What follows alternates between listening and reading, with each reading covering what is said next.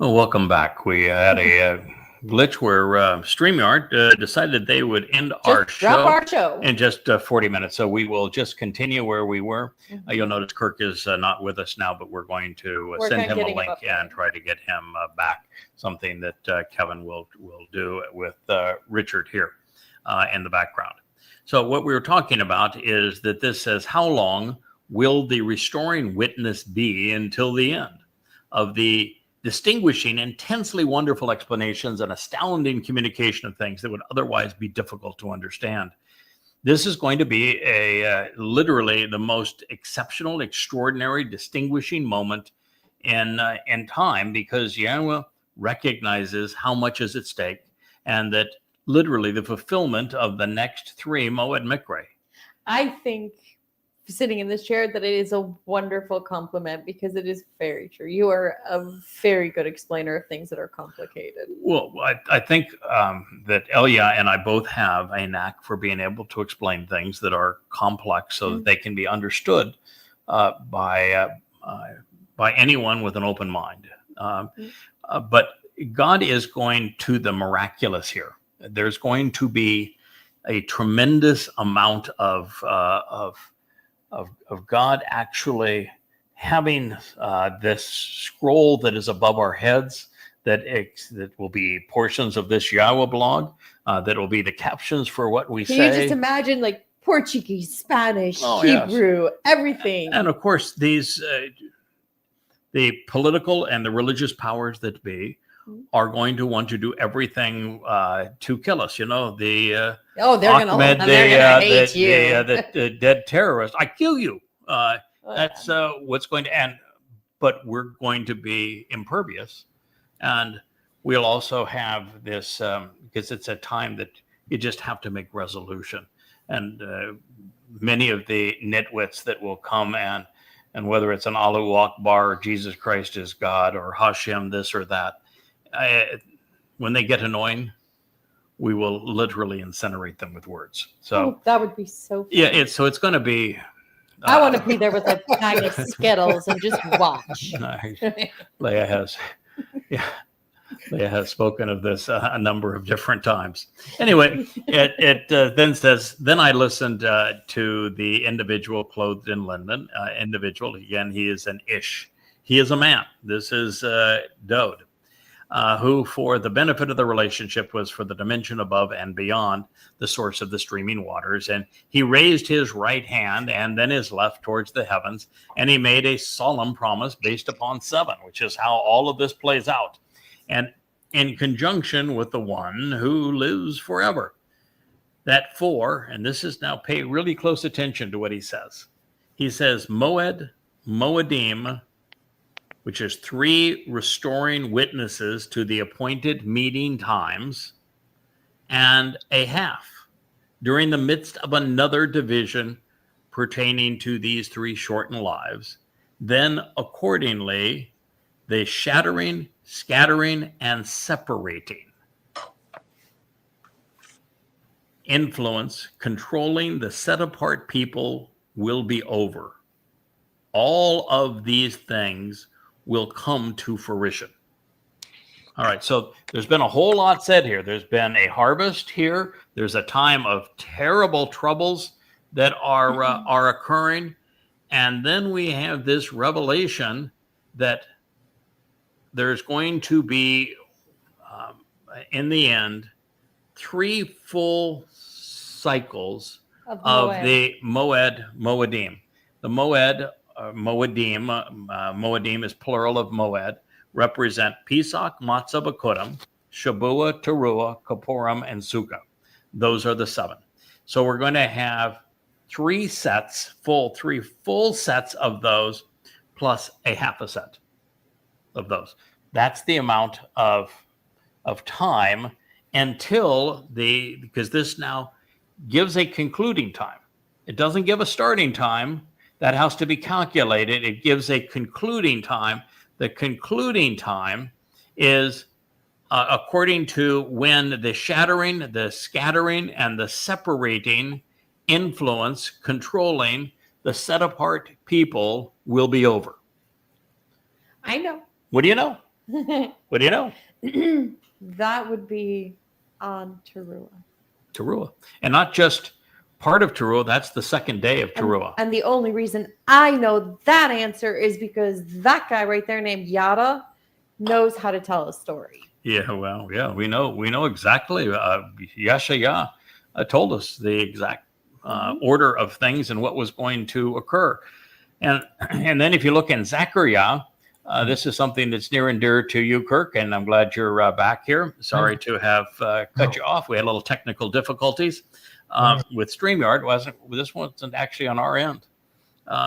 But, you know, if you consider how good StreamYard has been to us and how well it interacts with X and YouTube and with Facebook, what a delight it has been over the old Blog Talk Radio. So we're going to cut StreamYard a lot of slack and having a hiccup here.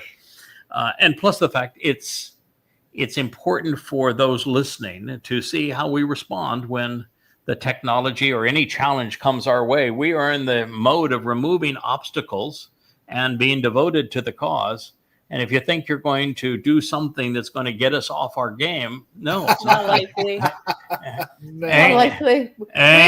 We've been trained in combat areas. Right. So, Kirk, you have immediately gravitated to what was called the white spiritual chariot.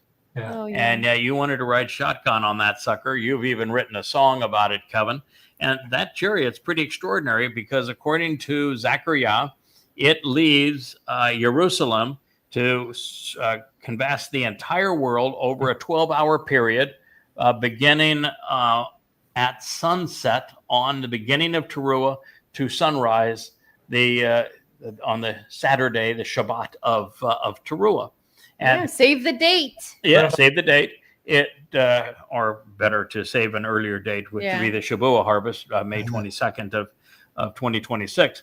But if you didn't make that harvest and you didn't make the Towrah harvest the evening before, then those who are not covenant, they don't know Yahweh, they don't know the terms and conditions of the covenant, they don't know their Messiah Dode, they just are sufficiently apolitical and anti-religious to be considered a possibility for cleansing, so that they're brought to Jerusalem to join the others that Elia and I have got to stand around the Temple Mount, particularly on the slopes of the Mount of Olives, as all of this will transpire.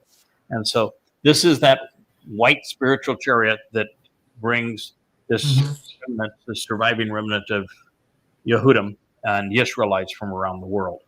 And so this is the end of their separation and their scattering. At this point, there is no separation, there is no scattering, and that's when all of these things come to fruition. So we know that is the end date. All we have to do now is go back in time 3.5 cycles of the Moedim. And we know this because Eth happens to be the Hebrew word for time, not Moab. And Moed is the word that was used here. Moed means to ponder the implications of the restoring witnesses and the times associated with these appointments, associated even with the eternal testament. It is among the most important titles in the Torah. And it's actually introduced to us. You know, the first time that we're introduced to the term Moed? Is it in Abraham? Talking about Abraham or not? Before Abraham, long before Abraham. Bereshit. In fact, a couple of thousand years before Abraham. It's in Bereshit. So is Abraham, by the way. Right. Creation account. Yep. For first 7 days, the times of appointment, Fourth day, which is what day did Dode fulfill Pesach, Matzah, and Bakodim? What day? 4,000.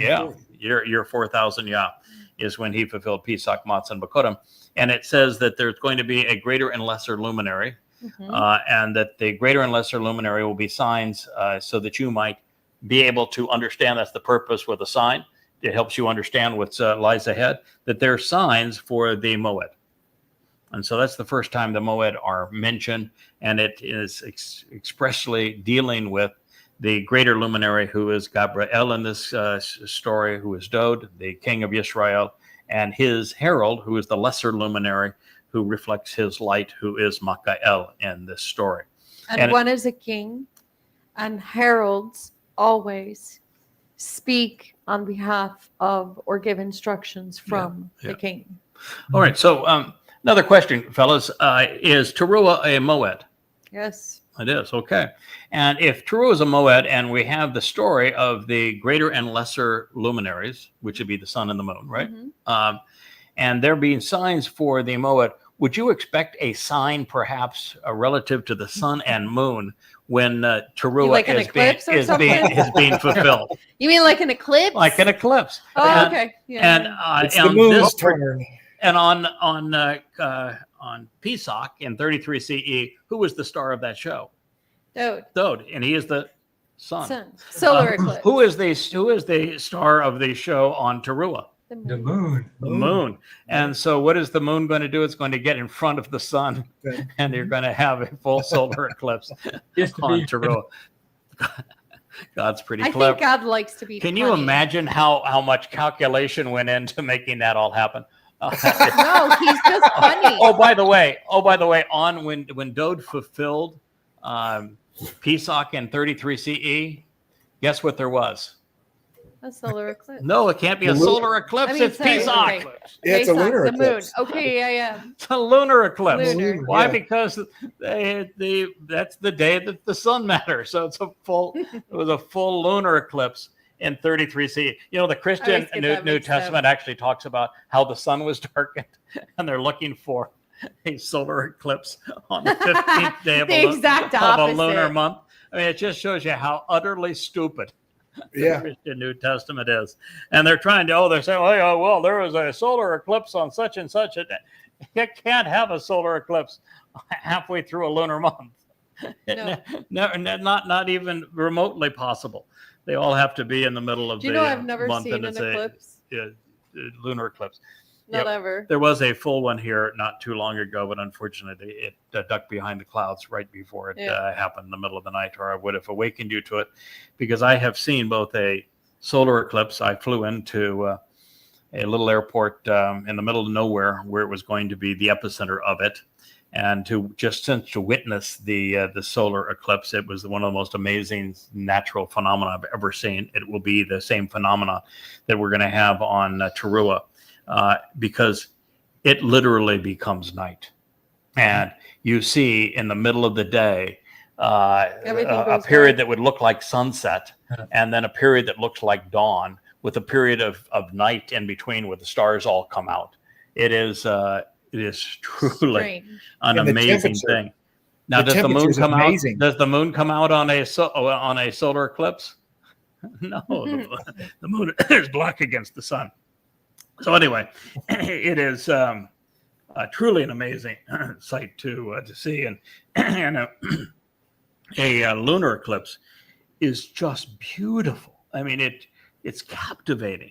And the difference is with a solar eclipse, you can't look at it until that very moment when it's completely blocking the sun. And do you know why the solar and lunar eclipse work the way they do? No. Yeah, 400 to 40. Yeah. Yeah, it's because that the size matters. moon, size matters, and the lesser luminary is a wee little guy by comparison to the great big grand luminary. He's actually 400 times smaller, and he's also 400 times closer. And so, if it's 400 times smaller, 400 times closer, that means the circumference of the moon and the sun are actually the same. So you have an absolute perfect coverage Just right. for your solar eclipse. And then for the lunar eclipse, it's the Earth's shadow that covers the moon. And at the distances and sizes, it's really a perfect coverage as well, even with the bending of light around both of them, which happens because of relativity. So it is a really spectacular thing. And of course, when you realize that this was all set up between the lesser and the greater luminary as signs for the moed, and you realize that the difference between us being booted out of the garden and Abraham and Yishak performing the dress rehearsal for Pesach on Mount Moriah in 1968 BCE was exactly 40 Yobel. Yobel is the time every 50 years where slaves are freed and debts are forgiven and you return to the land. Well, 40 of them would be the duration from year 0 Yah to 2000 Yah, 3968 BCE to 1968 BCE. You know how many years it was from that point to the time that Dode fulfilled Pesach, Matzah, and Mekonim in exactly the same place? 40 Yobel. 40 Yobel again. So we're making a big deal about this 40 times thing. 40 times in the size, 40 times in the distance, actually 400, but a multiple of 40. 40 is the time of an era of testing. And so from 1968 BCE to 33 CE is exactly 2,000 years, which is 40 Yobel. The reason it's exactly and not one over that is that there was the Roman Catholics forgot to have a year 0 between 1 BCE and 1 CE. There's no year 0, so you have to always adjust for that. Since you when brought you're up going between. So they went literally from 1 BCE, which they call BC, to 1 AD, the year of their Lord, and they forgot the year 0. Since you brought up the Roman Catholics, I'd like to tell you about what they would do in every Christian nation throughout the world when there was an eclipse, lunar or solar. They would take out their pots and pans and bang them to get away the evil spirits. Really? Well, it's not going to work very well. Well, actually, it will work really well on this because Satan is the most evil spirit, and his corporeal manifestation, the Donald Dumpster, will in fact disappear at this point. So maybe it will work once in a while. Anyway, what is 40 Yobel from 33 CE? 2033. Oh, And when is this Moed going to happen with the full solar eclipse that he's talking about, that all of the separation of Yisrael, Towrah. in 2033. So now you know how we know the timeline. And so if you want to know when the Shabuah harvest is going to happen, what does Shabuah mean? Sevens. Promise of Seven. So here you go. So how many years would you subtract from 2033? 7. And so 7 years before the celebration of Shabuah is on a 22nd of May of that year. What day of the week do you think it's on? Shabbat. It's on a Shabbat. Absolutely. When do you think Towrah harvest is? Shabbat. Shabbat. It's on a Shabbat too. When do you think we go back into Eden to celebrate the millennial Shabbat of Sukkah? That's a Shabbat too. So do you think God's violating his instructions on the Shabbat? According to the rabbis, by doing his best work on the Shabbat? Oh, and by the way, what day do you think that it was when Dode carried, first of all, fulfilled Pesach as the Passover lamb, which was considerable work, and then carried our guilt into Sheol on his shoulders? So what day of the week do you think that was in 33 That would be CE? a Shabbat. Yeah. Yeah, it was also Shabbat, wasn't it? Yeah. That's an interesting, just an interesting story. And of course, Shabbat is based upon the Hebrew word for promise and 7. There you go. Well, according to the rabbis, it's a do-nothing day. All right. So we know that that these have to be 3.5 cycles of Moedim, and since the proper interpretation of this period is, it's approximately 3.5 years, it is stated to begin. Therefore, prior to or thereabouts, Chag Matzah, if you will, in 2030, and conclude halfway through Yom Teruah, which is when the scattering of God's people will be over. So what we can deduce from the narrative is that pursuant to 3.5 seasons of Moedim, and in conjunction with the 3 who will be abbreviated in their lives because they live truncated lives in their second of 3 lives, in associating with these 3 Moedim, then accordingly the scattering and separating, indeed the crushing and defeating hand controlling the set-apart people, Yisrael and Yehudim, will cease. Specifically, the white spiritual chariot described in Zechariah will begin gathering the final remnant of Yisrael from around the world at the outset of Teruah, bringing them to the Temple Mount. At this time, Yahweh will be incinerating all who have come to crush the remnant. And as the sun rises on Yom Teruah, Elia is going to begin orchestrating the sacrifice of the Adamah Parah, who is going to be, as we will find out in this very text, is going to be slaughtered by the adversary and by his corporeal manifestation, who is the Donald Dumpster.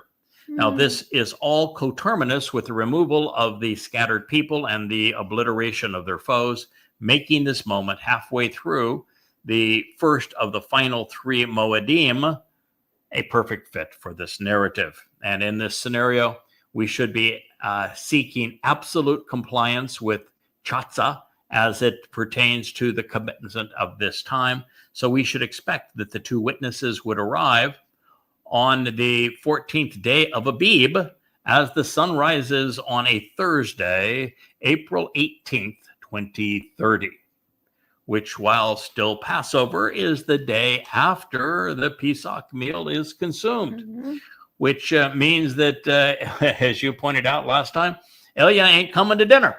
He is going to be having dinner with Dad in heaven, and it will be sent down still Passover, but that next day.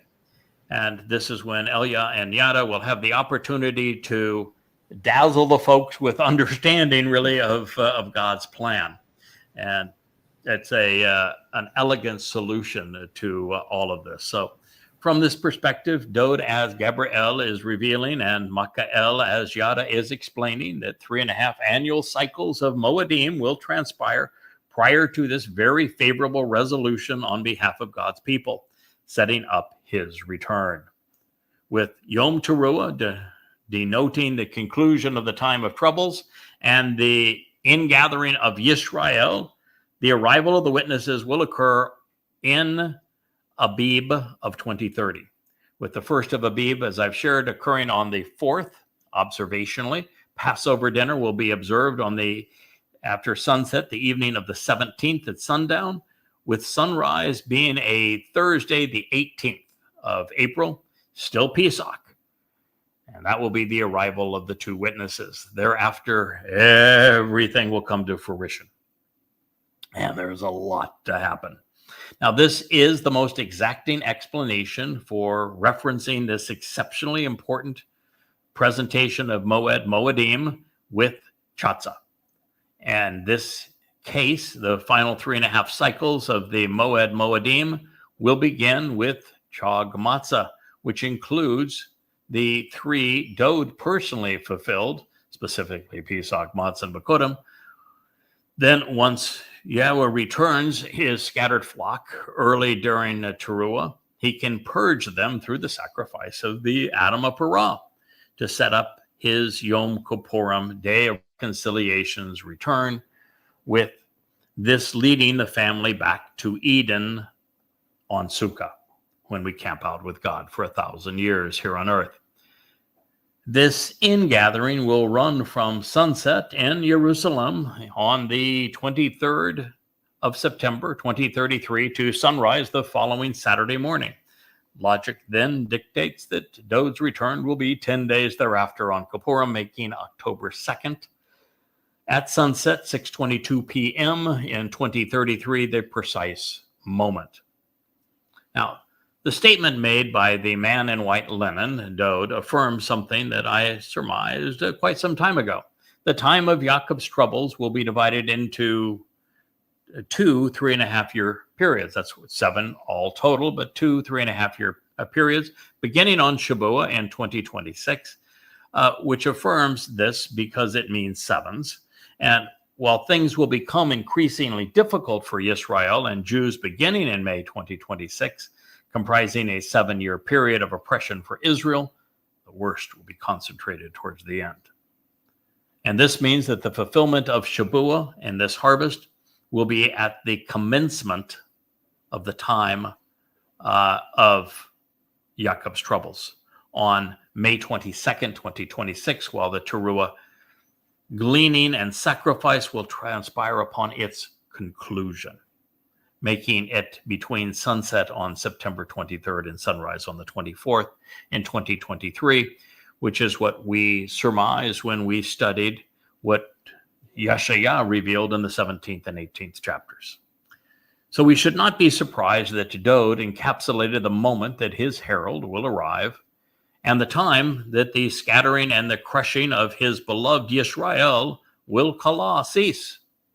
This is because he was actually the first to gather the Israelites into a nation, and he was the last to protect them from every foe, particularly from the Philistines. Further, while he is the right hand of Yahweh, his Bashar is his right hand and will serve in that role forevermore. As a result of the Adamah Parah on Yom Teruah, Yahweh and his people will no longer be Naphat, separated, as he and his covenant family will walk through eternity hand in hand. Now, considering what is revealed next, we must approach all of this with the utmost respect. The appropriate urgency, time is quickly running out. And I listened, but I did not understand, is what Daniel said. So I said, "Dear sir, what is the result of all of these things? Why are we doing this?" And he said, "Daniel, just go. Walk through your own life, Daniel. And these words, they're sealed up. They're enclosed. They're stamped for another time, until the time of the final witness at the very end. In other words, Daniel, this ain't for you." Right, you know. Recorded. Nice, Stay in your lane, Daniel. nice question. Good, yeah, Stay in your good lane, question. Daniel. Stay in your lane. Write this stuff down. It's not for you to understand. So it is the responsibility of the restoring witness in the end, and the very end, to explain what we are witnessing in these words, and that is why this prophecy has been fulfilled these last 2 weeks. That's why this is so important. This And book had a time lock on it. it did. It had a time lock on it. Yep. And this is why I wanted to go back and I wanted to go over this material. We went over this material and we've been further in it in our last program, but I thought it was essential we go back to it. This is the unlocking of one of the Daniel. most important prophecies pursuant Right. to our time and our salvation and our relationship with Yisrael and with Yahweh and with our king, with Dode, and people's understanding of who this restoring witness is. Who is Michael and why is he important at this time? I think it's also important to remember what Daniel means. God judges. Yeah, God judges. Mhm. It's actually my God judges. A great many, by the way, he's going to delegate that too. That's something we find later in this testimony. A great many, this is encouraging news, numerous and important individuals, an undisclosed but significant quantity of worthy people will be purged of prevailing influences and cleansed as a result of choosing to examine religious and political constraints, independently purified as white as a result of avoiding societal pressures, and thus they will be refined, benefiting from having been tested and proven right. What a wonderful statement. But you know, if we hadn't understood what Yashaya said about the Adamah Parah twice, as he was ascribing him make to the sense. Choder and to the fulfillment of Teruah, wouldn't have been able to understand this. If No, we hadn't tied that absolutely into not. and gone immediately to Numbers 19 with the Adamah Parah, and then go and revive the story of Eliah serving in this capacity, and then to see how that applies to the adulterous woman of Numbers 5, without all of that insight, even without having wouldn't be God's possible. entire story put together and framed, this isn't possible. You can't understand this. No. And yet, when you know all of this, every word of this just soars. Time lock. Yes. So the time lock has now been removed. A great many people, which is really encouraging for us. That means a lot of people and worthy people are going to be purged. That's the whole purpose of those fires and that torrent of water that's dancing off the Temple Mount beneath the sacrifice of the Adamah Parah, this fire that is singeing and purging, as well as Eliah explains precisely what's happening here. And you know, this is a sacrifice for us for a very important reason. what God is trying to explain to his people who are there is that the thing that he was looking for all the time is what finally happened with Abraham for one brief moment, and what happened also with his beloved son Dowd. And that is the willingness to give it all, the willingness to see it through, to be steadfast, to actually trust Yahweh, to make your trust in Yahweh real, so that you're so reliant and so confident in who Yahweh is and what he has promised that you will lay it all on the line. You'll give up your life to honor and to demonstrate that trust. That is what God is showing his people that they should have done. And as a result of somebody being willing to do that, they're going to understand. Israel's going to say, oh, this is what we've missed all of this time, is that God was offering us something that is so much more valuable than our mortal lives.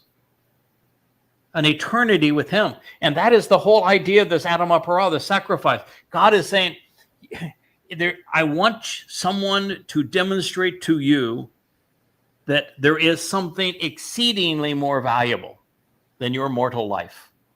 And that the only way that you're going to get that is to trust me to provide it for you. And when they see this guy do that has been impervious, that he can you can shoot him with drop a Moab from a B-2 and he's just going to laugh at you. That's how resilient he has been. And you're going to see this guy put it all on the line. Say to all of the protective malach that have been with him, the seven spirits of Yahweh, all stand down, stand aside. I'm going to demonstrate what God's wanted demonstrated since the beginning. How to trust Yah. And that is the story. And so as a result of this, the people with the ash and the fire and the waters are going to be purged. The adulterous woman is purified. She's cleansed. She's prepared She needs a to bath. be betrothed to Dowd. Her religion's scum is being scoured away. She's being independently purified in white. White, that's the white chariot. That's the ones that are brought here. And thus, she's going to be refined and benefiting from having been proven and tested right. However, of those who will be condemned for acting inappropriately, perpetrating religious and political crimes, none of the religious will make the connections to understand. Even here now at the very last moment, there's still going to be those who are religious and, Hasheming this or Jesus Christ that or Allah Akbar, and they're never going to understand. And at this very moment, goodbye, incinerated, you're done. You didn't understand. You were given every opportunity. It's just over. We're not going into the millennial Shabbat with religious freaks or political pundits. God's not going to do that. He's not going to tolerate it. And yet the ones with insight who are discerning, demonstrating a capacity to be observant and circumspect, the shakal, will assimilate all of this evidence in time to appreciate these proper conclusions. And that's why we're here. That's what we're sharing. That's the whole point of all of this, is to assimilate the evidence and to form the proper conclusion. Which means everyone who is going to benefit from the covenant and from being purged and spared in this day and perfected, it's going to happen up here. You're going to have to assimilate the evidence, take the time to appreciate the proper conclusion. But why wait to this day? Yeah. After most of the lives on this planet have been snuffed out. Why wait to this day to do that? You can invest the time right now. We're here. The five of us are all here, bringing this program to you for the specific reason that we have put in the time. And we have drawn the appropriate conclusions. In fact, Kirk just did we've just presented a Sir Shorts, a Kevin Shorts on the Captain Kirk test. We did? Yeah, I don't know if you've seen that, but we actually have the short that's on the Captain Kirk test of how you determine if a word is positive or negative, Oh, cool. and the lean of the letter. So, thinking about it, putting it together, being perceptive, and responding appropriately. Well, So this statement is actually far more important than establishing the dates. It adroitly explains the purpose of the Adam of Perah and the Zebo men Edom, this man from Edom who saves many. The intent of his sacrifice is to purge the religious and to cleanse the political of their guilt. So once refined, they're ready to meet their king and to be addressed by God for the first time in 3,470 years. Sounds good to me. And it's been 3,000 years for Dode and 3,480 years since Yahweh last spoke to Yehudim. So it is then, after the fulfillment of the promise of 7 on May 22nd, 2026, that in our absence, Hasatan's corporeal presence will be announced. And he's going to say, I'm God. He's going to fulfill Yeshaya's prophecy in the 14th chapter of Isaiah about Halal ben Shakar. And in a moment, we're going to know this date as well. So this goes, so because from before this period and out of this time, the constant and enduring will be removed, and they will be taken away by the exertion of a tremendous force. So we know that there's going to be a harvest associated with this. There are two of them, Shabbat and Towrah, is when that God's constant and enduring, the very people that are associated with the YAHOWAH blog that are bringing you these programs and everything associated with it, they're going to be removed. They're going to be taken away by God, who is going to exert the force necessary to transition all of us from mortal beings with bodies to being empowered and enriched spiritual beings akin to light. 3-dimensional to 7-dimensional beings, that's going to take a hell of a lot of force. That is going to take some serious energy. You know anything about physics? Yep. So because from before this period and out of this time, so to keep those out of this time now, that means that he's actually speaking of the Shabbat harvest, because you're at the end of the time and you've gone through the time by Towrah. So because from before this period, before the time of Yaakov's troubles, Shabbat harvest, and out of this time, the constant enduring, the continuous and unceasing, the unremitting, the enduring, The relentless. the relentless. Yeah, we're not giving up. I mean, that's just the nature of it. Obstacles may come. We'll have the naysayers, and we're just going to continue. You are not going to run us away. I think there's a good reason why we don't care about your opinion. No, we really don't. We're going to be removed and taken away by a great force. Then the lifeless, devastating, and appalling abomination will be offered. It's going to be appointed. It's going to be brought into effect for 1,290 days. So the dumpster's going to be the man. Dumpster's going to say, I, Donald Dumpster, in God. Woo-hoo. Yep, What an ugly day that's going to be. He's going to do more than saddle up to Satan on that day. He's going to be the living manifestation of Satan. Now, this is a depiction of the Shabbat harvest prior to the time of troubles.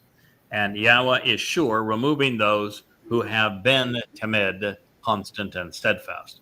With the covenant family withdrawn, Satan's corporeal manifestation, who I have dubbed as the Torahless one, will be making a mess of things. We should expect that he will say and do that which will be shamim, appalling and desolating, as well as damning. And he will impose all manner of shukuts, vile religious filth. And the crime of crimes, and this essence was the essence of religion, and it's where Satan claims to be God, as he has really in Christianity and Judaism and in Islam. But it's going to be adroit this time. Nothing is deadlier or more damning. So this is all getting very serious. So it can't be more serious.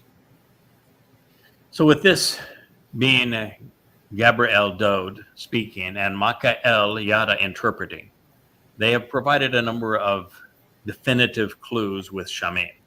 It presents that which causes widespread desolation and devastation, both horrifying and terrifying, indeed stupefying. Further, Shakutz is a crime that is religious in nature. It is being offered at a specific time such that the devastating religious edict endures exactly 1,290 days, which is just over 3.5 years, thereby overlapping the time which has previously been stated with the arrival of the witnesses. It's slightly longer than that time. More precisely, rather than 3.5 iterations of the Moedim, 1,290 days is just shy of 2 weeks beyond 3.5 solar years. Therefore, we should work backwards from Satan's undoing on Shavuot. This conclusion is reinforced by what we have already determined with the 2 witnesses arriving 3.5 Moedim prior to the day of the Herald, which puts Michael and Elia in Jerusalem on the 14th of Abib during Pesach Passover in year 5997 Yah, which is a Thursday, April 18th, 2030. Therefore, our end date will still be the Saturday morning, September 24th in 2033. We rewind the prophetic clock from there. When we do, we discover that this appalling religious edict will be offered by the Torahless one on the 1,290 days earlier, the 15th of March. The 15th of March in 2030. And it's the Muslim day of prayer, of course. But that isn't just an ordinary day. This is now 33 days prior to the witnesses' arrival. 3 being important. There's 3 sets of 2,000-year periods of 40 Yobels throughout the process. And there are 3 people delivering this message, the 3 most important players in the end. So this day is interesting because March 15th. You ever heard of anything that happened on March 15th? The Ides of March? The Ides of March. You are the winner. You are absolutely correct. That March 15th is the Ides of March. It's one of the most famous dates in history. It is the 15th, was on the 15th of March in 44 BCE, when the most influential of Romans, and Romans are as important to this because that's the beast that metastasized into the Roman Catholic Church. When the most influential of all Romans, the Emperor Julius Caesar, was murdered after claiming to be supreme ruler of Rome and God. And God. The exact same thing the Donald Dumpster is going to do on behalf of Satan on this day. It's the day that JC, Julius Caesar, was the man who claimed to be the supreme ruler of Rome and God. Therefore, on the Ides of March, Donald Dumpster will stand in his place as the veritable reincarnation of JC. Excuse me while I puke. And claim that he, as the supreme ruler of the world, is God. How about that for timing? Wow. That's just, wow. I wonder if he's going to bring his red toga. Imagine the pageantry and the pros and what the MAGAs, well, actually at this point it'll be the MTGAs, Make Trump Great Again, movement. They're going to be all a Twitter with praise. Based upon the preceding statements, which direct our conclusion to the time of troubles on Towrah, it bears repeating that we should expect this pronouncement to occur on the Ides of March. Friday, March 15th, on the very day Julius Caesar died. Donald Trump will rise. Okay, I think I'm gonna puke. Can we play that funny The clip now? Beast of Rome will be reborn with a fourth and final Reich. This is not the Third Reich, baby. This is the Fourth Reich. Gross. And at the time, there will be no one around to challenge him because the witnesses are still 33 days away. Now, adding insult to injury, March was named. You know how March got its name? Martes, yeah. Yep. March was named after the Roman god Mars, who was the son of Jupiter. God of War. And the god of war.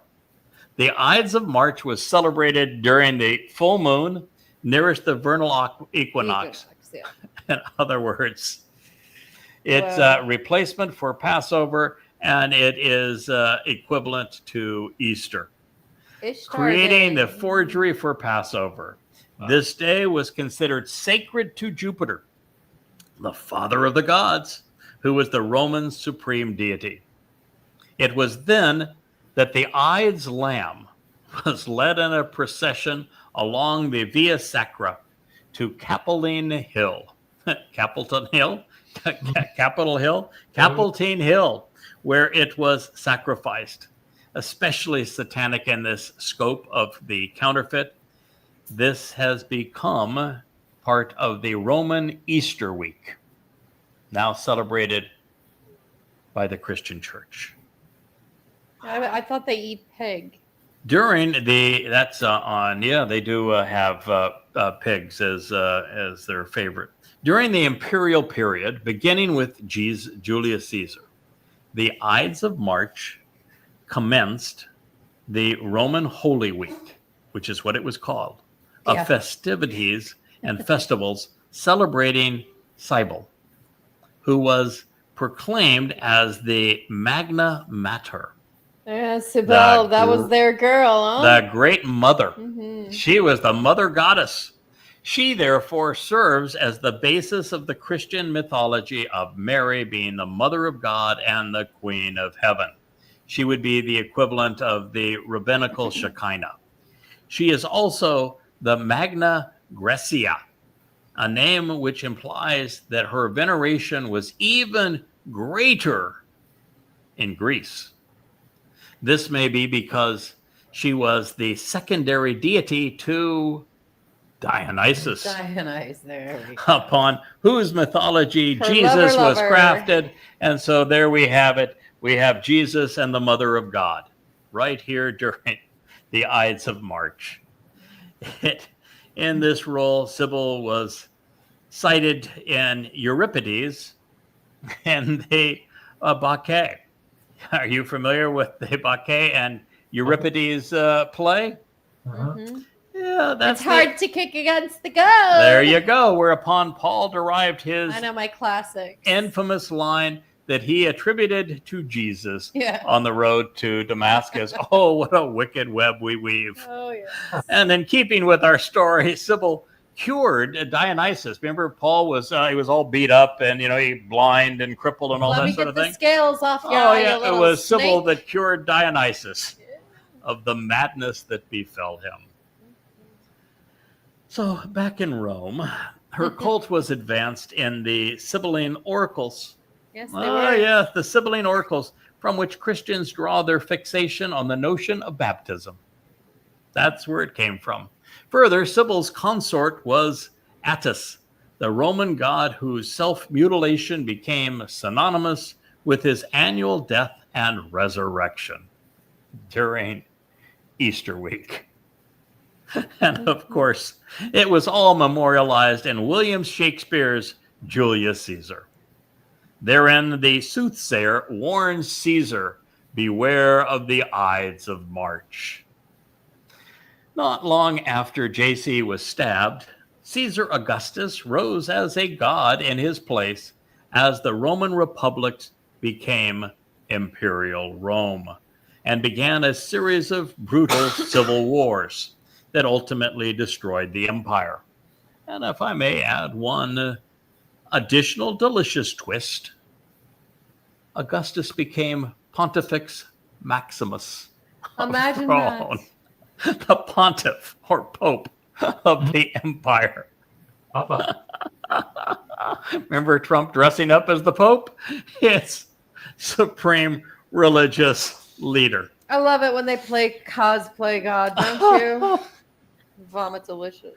Wow. So there you go, folks. Isn't that delicious? Yes, sir. The Ides of March. More like vomit delicious. So from this deduction, we can make a number of recent conclusions. Satan's advocate will announce that he is to be worshipped as a god and that he is the supreme ruler of the world. And he's going to be the God rather than a God, which, well, a God has occurred countless times previously, but he is the God. No, I'm going to do my Trump impression. It's going to be wonderful. I'm so great. It's going to be the biggest, the greatest, the best Brag. It's ever. going to be the best. It's The going to be the best. best, the biggest, the best. Nothing like it's ever happened before. When the truth is, you know. A really big deal.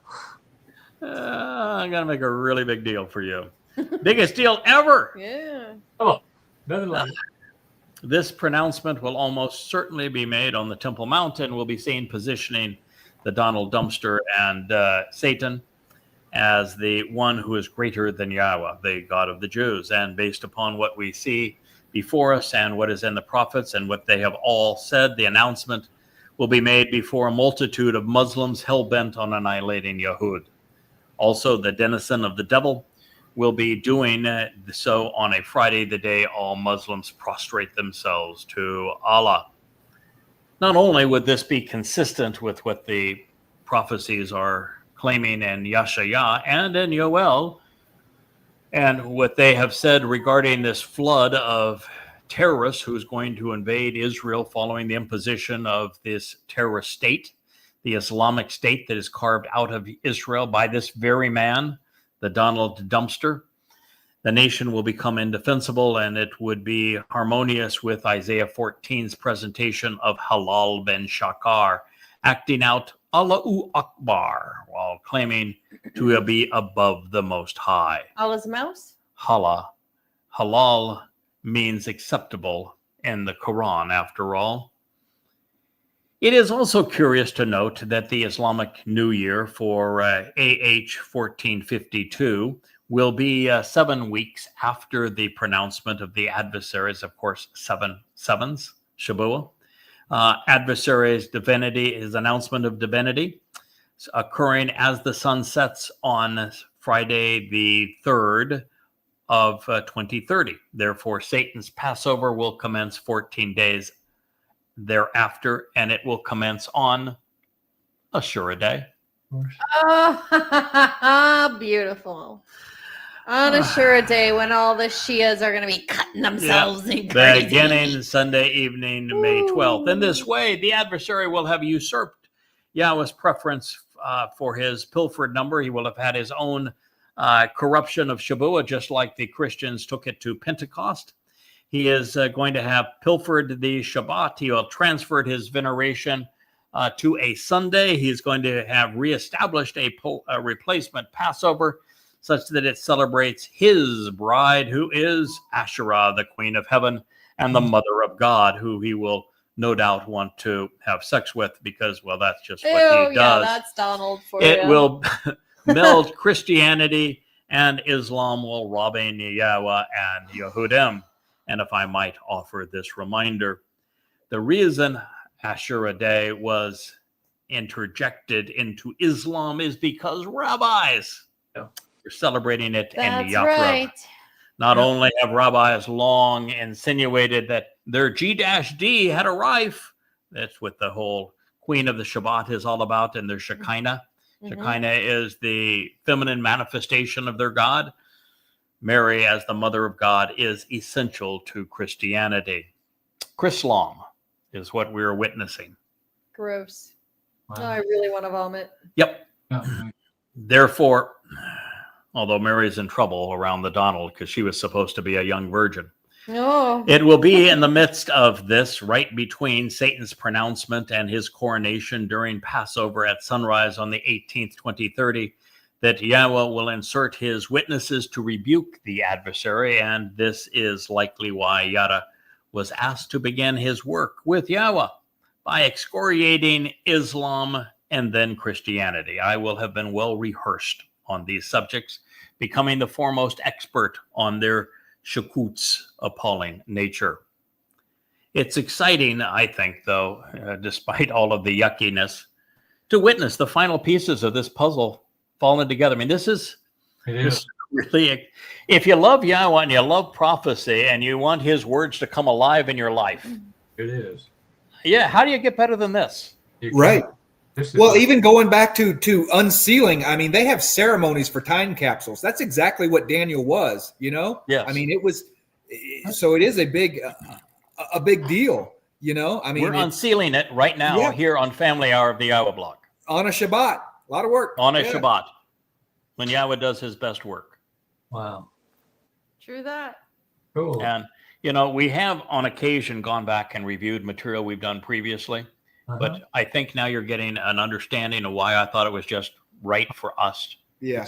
to go back through this and for us to continue on this because it is so riveting. We are literally unsealing one of the most important prophecies ever, and maybe among the single most important for our time. Mm-hmm. Do you know how many people have attempted this? Oh, goodness. Millions. Yeah. And here we are. So it's exciting, I think, to see ourselves in the midst of the action. And it should be no surprise that Michael is offering the prophetic explanation based upon all he has learned and shared while completing the 35 volumes of Yada Yahowah, including the 13 comprising Goddamn Religion, Twistianity, and Babel. More than anyone before or after him, Yada understands the diabolical nature of the Abrahamic religions. Therefore, and by the way, who was the author of the Abraham Accords?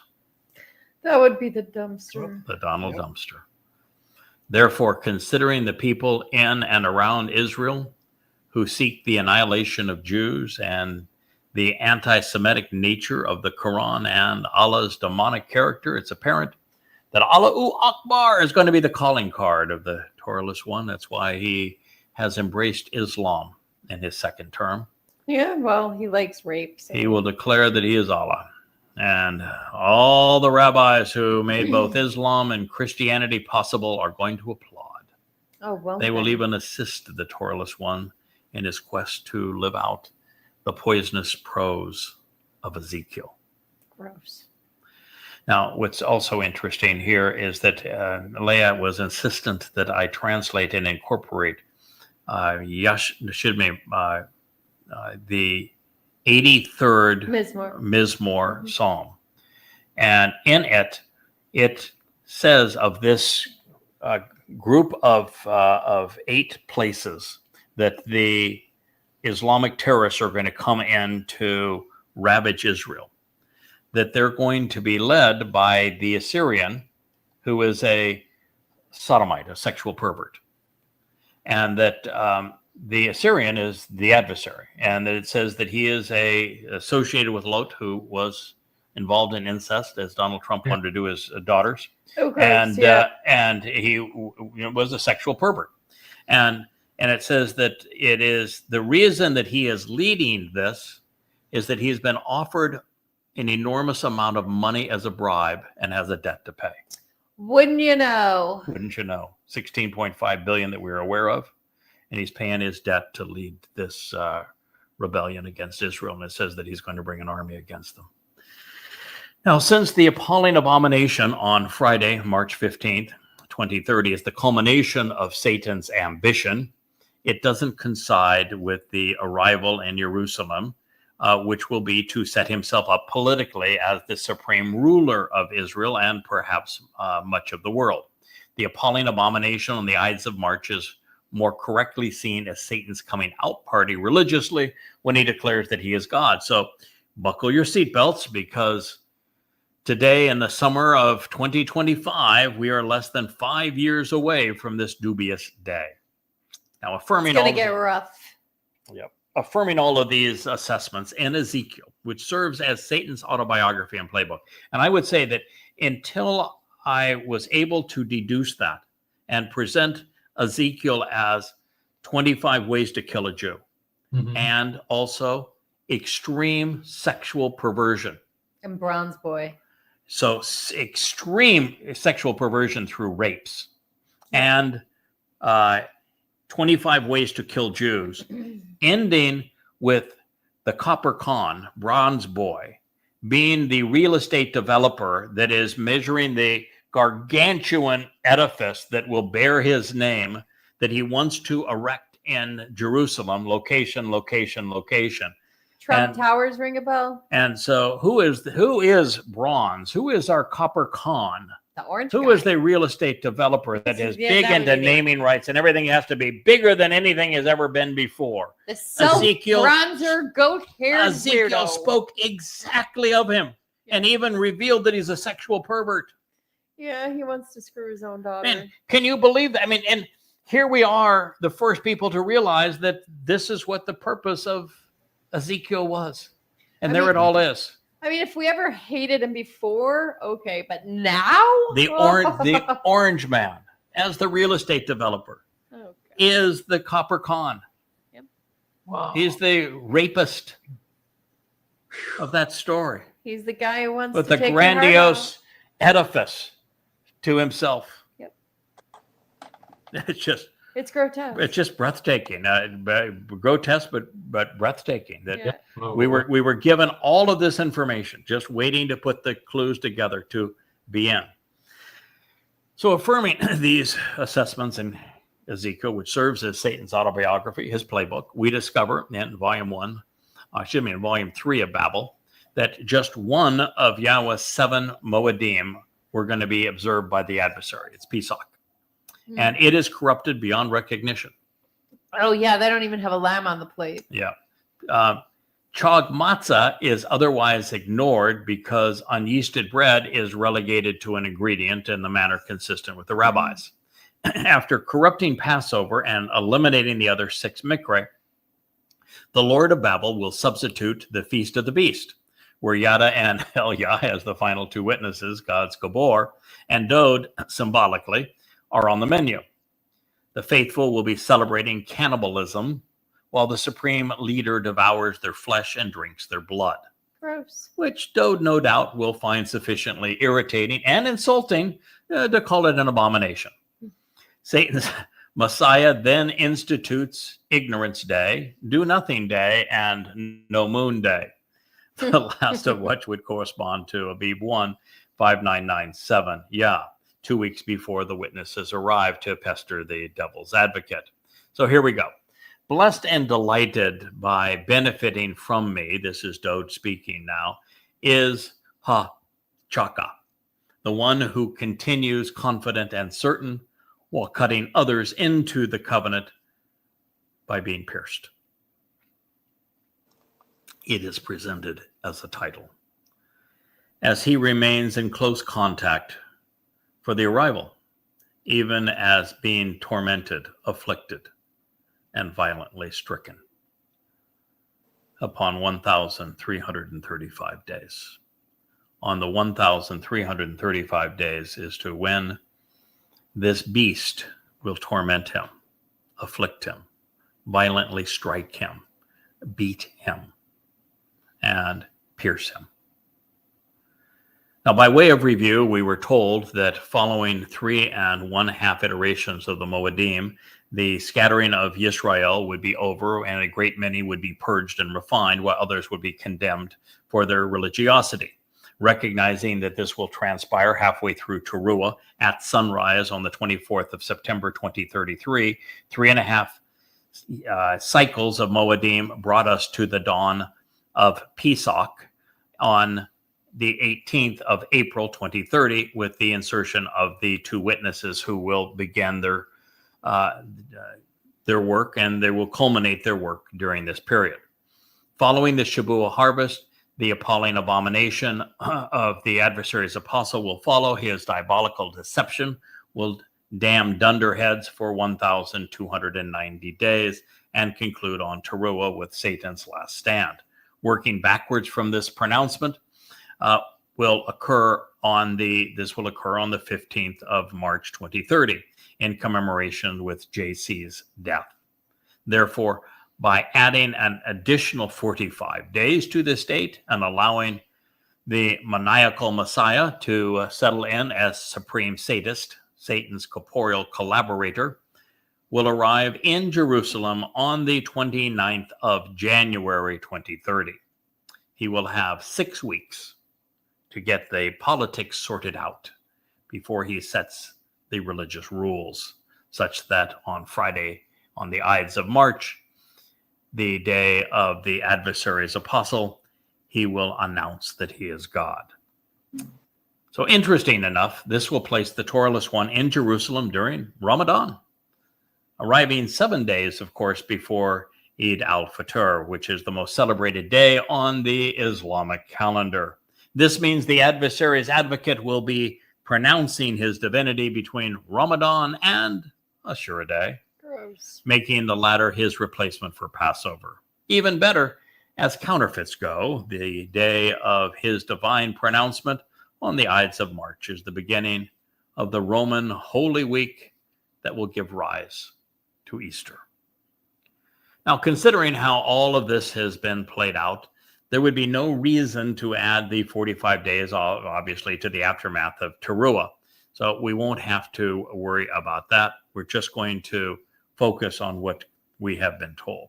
What is perceived as the sacrifice of the red heifer, of course, will transpire 1,335 days after the living embodiment of Halal ben Shakar arrives in Jerusalem during Ramadan, which we have noted is January 29th, 2030. And it will be in preparation for Eid al-Fitr, which is the day, by the way, that Donald Trump celebrated in the White House, which is the first time that he changed his tune on About Islam. Muslims. Mhm. Prior to Eid al-Fitr, this year, Donald Trump's had been consistently condemning of Islam. And now that he's received all of these bribes from these Muslims, and he's had these Muslims who are really nasty fellows all come in, who said that they rallied Muslim votes for him in the swing state of Michigan is where these people came from, which is why he brought them in, because they swung the state of Michigan by carrying the Muslim vote for Donald Trump. So they knew something before we knew it. And so they carried Michigan for Donald Trump. Donald Trump brings them into the White House to celebrate Eid al-Fitr, the end of Ramadan, and with the feast. And they tell him, and he then tells us, I had Islam all wrong. Islam is really a loving religion. They're peaceful. They just want the best for everybody. And that's when he changed his tune. This is the day. Yeah, remember in his first term, he actually disqualified Muslim immigrants from all Muslim Islamic countries. That's why so many Jews are saying, well, he's anti-Islam. He was. No, he was. Before he was demon-possessed. He's not anymore, not anymore. So the most celebrated day on the Islamic calendar, 45 days thereafter, we find that Allah's advocate will be pronouncing his divinity on the 15th of March, of Friday in 2030, which is the Muslim day of prayer. And the appalling abomination will transpire between Ramadan and Ashura Day, making the latter a replacement for Passover. Now, this goes on to say, of your own free will, choose to journey through life, traveling to the final destination. Then you will find spiritual rest, settling down and relaxing, present and remaining in your allotted place at the end of days. Daniel 12:13. So as horrible as all of this is, either Michael or Gabriel, Dode or Yada, is telling all who would listen, yeah, okay, this is really horrible, what's going to happen. But you won't be affected by it if you use your own free will to journey through life, traveling to the final destination, then you will find spiritual rest, which is sukkah, by the way. You're going to find spiritual rest. You're going to settle down, relax, because the earth's going to be transformed on this day to the Garden of Eden. He knows all about it. It's going to be your vacation and retirement in the Garden of Eden, present and remaining in your allotted place, and the earth returned to the Garden of Eden, and in your role as eternal witnesses, all of us, at the end of days. What a 401k. I could really use a vacation. How about you? Yeah, baby. So Wow. Yom Teruah is the end of days. Well, Yom Kippurim is the final rest day and the new beginning, where Sukkah is the time of spiritual camping out with God, the ultimate vacation package. So our journey through life is now complete, and forevermore beckons. So let's contemplate the possibilities by trying not to get too far ahead of God's story. And I want to return now to the 7th chapter of Daniel. We're not going to get too far into this, but this is something we covered, I think, briefly in our previous show, where we were able to identify the Donald dumpster as being this culprit. And it begins. After this, following a sequence of events, I remained observant. Now, this is now the 7th chapter, so we've gone back in time slightly. I remained observant regarding this revelation during a time of unfolding darkness. So what he's seeing is the time of troubles. And behold, the 4th monstrous beast was the most fearsome and formidable, dreadful and frightening, respected only for being overtly oppressive, terrifying and threatening, genuinely horrifying and appalling, terribly gruesome, with an exceptionally powerful and preeminent military. Now, what I need to share here is something I shared in the last program. When there is the speak of beasts, these are man's animalistic natures, and these are nations, empires, and institutions. Roman Catholic Church and Imperial Rome being this one. When it's speaking of horns, horns are something that the powerful wore as crowns. It speaks of boneheaded individuals who are blowhards, are the Karen. And so Karen are people. The horns are people.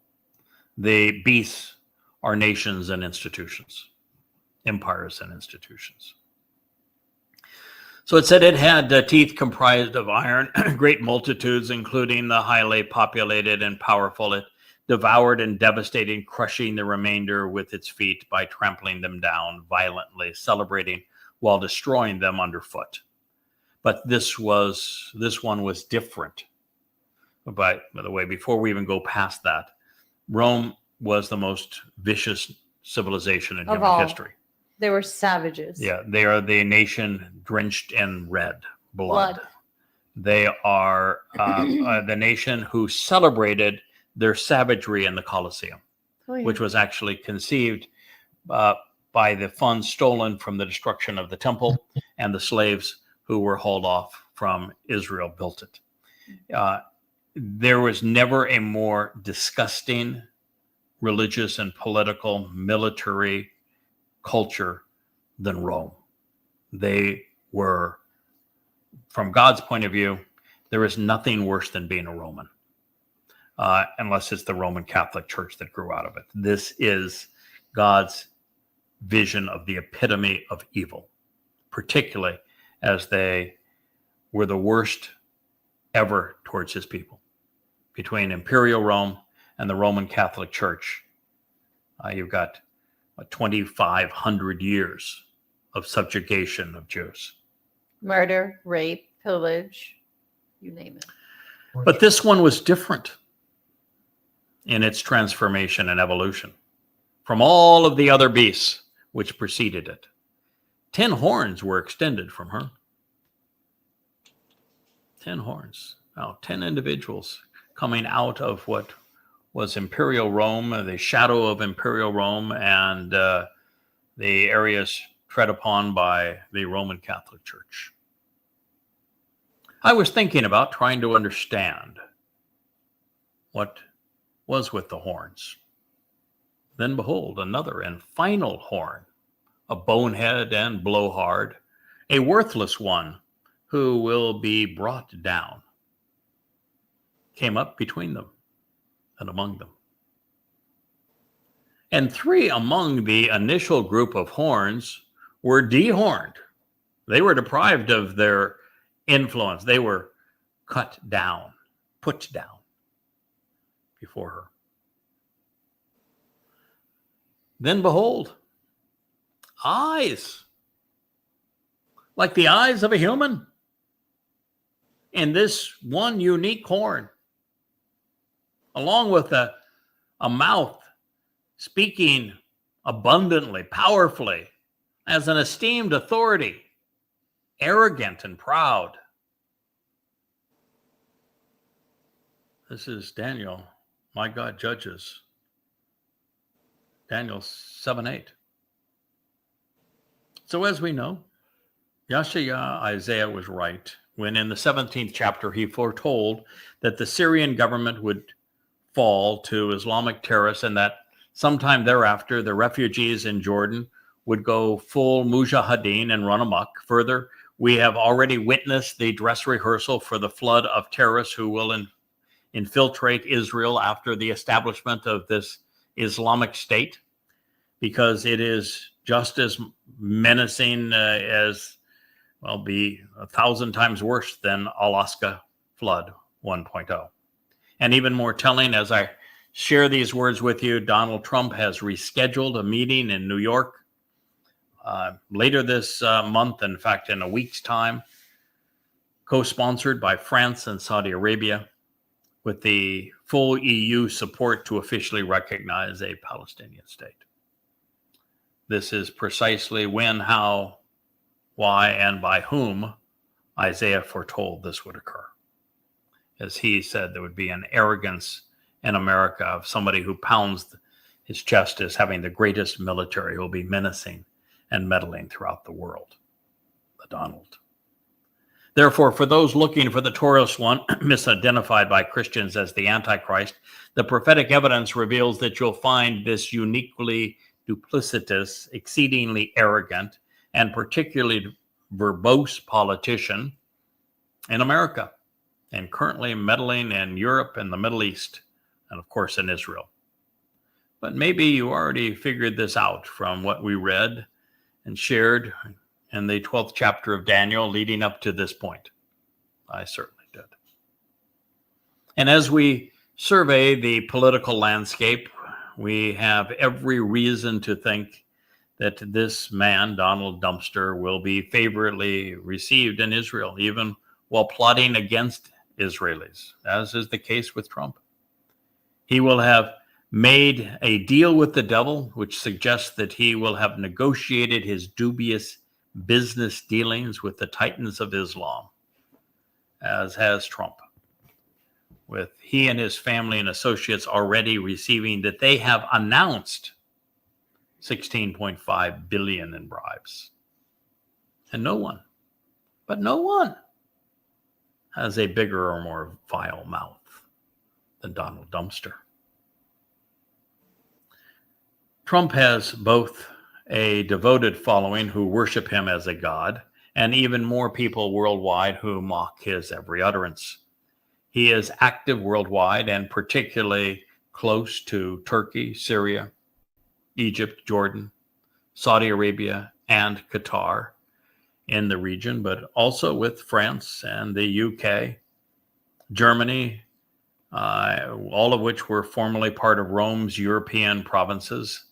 And he is creating and destroying economic alliances, both favorable and hostile to Israel and the United States, such that these economic confederations revolving around the petrodollar are all plausible explanations for what we are witnessing in Daniel.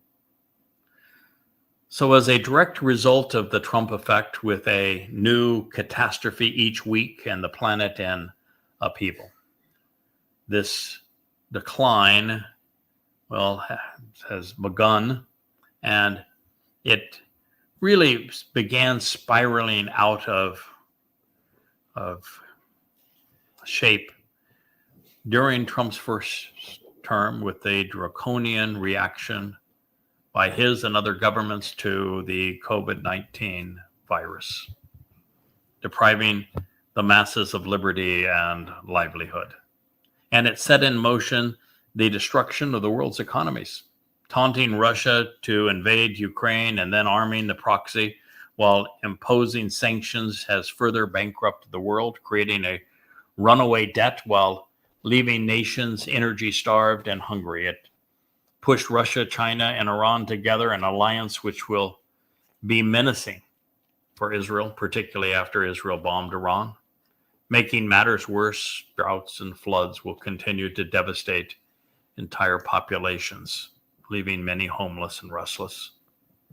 Therefore, Yahweh is revealing our history, past, present, and future, because he does not want any of us to be left in the dark. As we continue to make our way through the 7th and then the 8th and 9th chapters of Daniel, we'll be confronted with history that is literally playing out before our eyes. And while parts of this story draw from yesterday, every nuance is poised to influence our tomorrow. The beast that will haunt us was born in Babylon. It was coddled in Persia and Greece, and then developed in Rome. It lives in its church, and it will plague the world as an amalgamation of these influences. If I may, what nation has a senate, a Capitol Hill, an eagle as its symbol, Let's make America great again. and calls itself a republic? And like that same nation be the place where the current Roman Catholic Pope was born? Mm, Isn't that interesting? I think a 5-year-old could answer that. Mm-hmm. Well, you're no longer 5, but you did. Well, I was looking, then the seats of power were placed and positioned. The one who was old and aged, advanced in days, sat down. His clothing was white as snow, like he was dressing as the Pope. Hmm. And the hair of his head was like the hair of a goat. Hmm. But Explains plain. the comb over. His esteemed seat was particularly flashy because it was illuminated. The wheels were even burning and glistening. Daniel 7:9. And a shimmering stream flowed, and it appeared before him with several thousand attending to him as if he were the sun. But many, many more, perhaps some tens of thousands, rose up and stood to judge and condemn him, to convict him, those who were seated particularly. Then the written scrolls, the files, and the documents were released and opened. Wow. You think somebody has a sense of humor Wow. and has seen all of this in advance? Open the files. The trash-mouthed world leader has suddenly become more important and menacing than have been nations previously. And at this point in time, less than 10 months from eviscerating Israel by way of the two-state solution, there is only one individual whose ego is fanned and panned worldwide. And who has goat hair? And all the while, he has been rearranging the deck, chairs on the Titanic, just in time for the demise as he cruises full speed into dangerous waters. Yes, indeed, he has goat hair. I hope he sinks like the Titanic. Currently at 79, the adversary's advocate is advancing in age. He fits that part of the bill, doesn't he? You know, that was one of the things that we all had to get over. It's Yeah. all of the Christian mythology has the Antichrist as this young guy, handsome in his 40s, that is dashing. But no, the prophecy said he's an old fella. Yep. He's an old guy. Yeah, old guy with goat hair, with a big mouth. And a flashy wheelchair. Yeah, flashy chair, gaudy. Girl, that. Yep. So at 79, the adversary's advocate is clearly advancing in age. And while his suits are currently black, his pictures of himself are in popish white. You know, he just rearranged the cabinet room of the White House, No. and he put in all these pictures of presidents that he likes. But you know what he put across from him, the seat that he sits in? He Himself. didn't put a portrait. What do you think he put across? Mirror. A mirror. He Oh put my a mirror God, directly no. across the seat that he sits in so that he can look at himself in the mirror. Oh, Yeah. Mirror, mirror on the wall. That Oh, was God. the What? nastiest of them all. oh. Oh, Oh, wow. yep. Even his strange looking hair fits the portrait.